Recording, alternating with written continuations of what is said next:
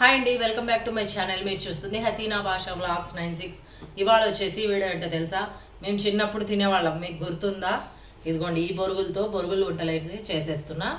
చూసేద్దాం వచ్చేయండి. చాలా ఈజీ, చాలా టేస్టీగా అయితే ఉంటాయి.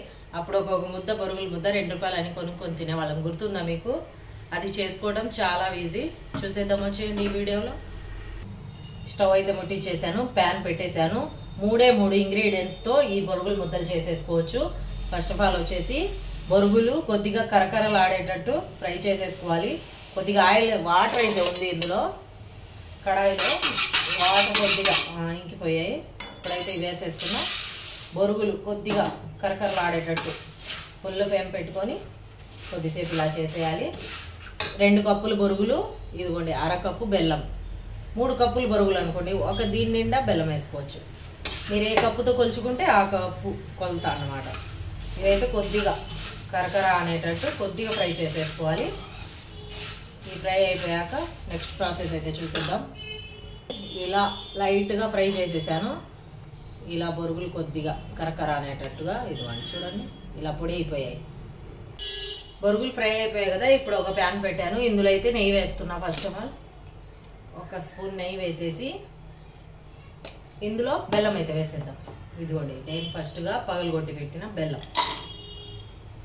వేసేద్దాం. చూసేయండి, బెల్లం వేసాను. ఇదిగోండి, దీంట్లో కొద్దిగా వాటర్ అయితే వేద్దాం.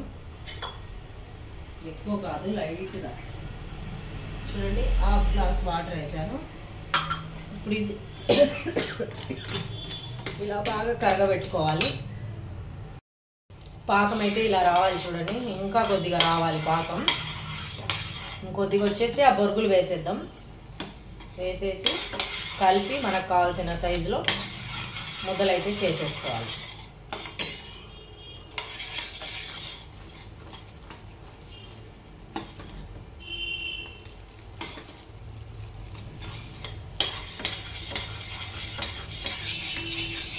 అంతే, పాకం అయితే వచ్చేసింది. స్టవ్ అయితే కట్టేస్తున్నాక చూడండి ఎలా రెడ్గా వచ్చేసిందో, బాగా ముదురు పాకం.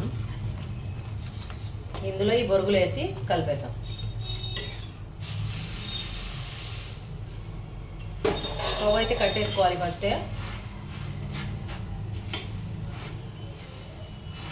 బాగా ఇలా మిక్స్ చేసేసుకోవాలి. పెద్ద గిన్నె తీసుకుంటే కింద పోకుండా ఉంటాయి, నేనైతే చిన్నది తీసుకున్నాను. ఇవన్నీ చూడండి మొత్తం కలిసిపోయాయి. కొద్దిగా చల్లారనిచ్చి మనకు కావాల్సిన సైజులో ముద్దలు అయితే చేసేద్దాం. ఓకేనండి, బొరుగుల ముద్దలు అయితే రెడీ అయిపోయాయి. చూడండి ఎంత ఎమ్మీగా టేస్టీగా ఉన్నాయంటే, మనం బయట కొనుక్కొని తినేదానికంటే టేస్ట్ అయితే ఉన్నాయి. సూపర్గా కుదిరాయి. మీరు ఒకసారి ట్రై చేయండి, ఎలా వచ్చాయో కామెంట్ చేయండి. ఈ వీడియో నచ్చితే లైక్ చేయండి, షేర్ చేయండి, సబ్స్క్రైబ్ చేసుకోండి. టేస్ట్ అయితే చూసేద్దాం. ఇంకా కొద్దిగా వేడింది. ఇలానే డబ్బాలు వేసి పెట్టుకుంటే ఎన్ని రోజులైనా స్టాక్ ఉంటాయి. సూపర్ టేస్ట్ ఉన్నాయి. ఓకేనా, మీరు కూడా ఒకసారి ట్రై చేయండి, ఖచ్చితంగా టేస్ట్ బాగున్నాయి. ఓకేనా, బాయ్.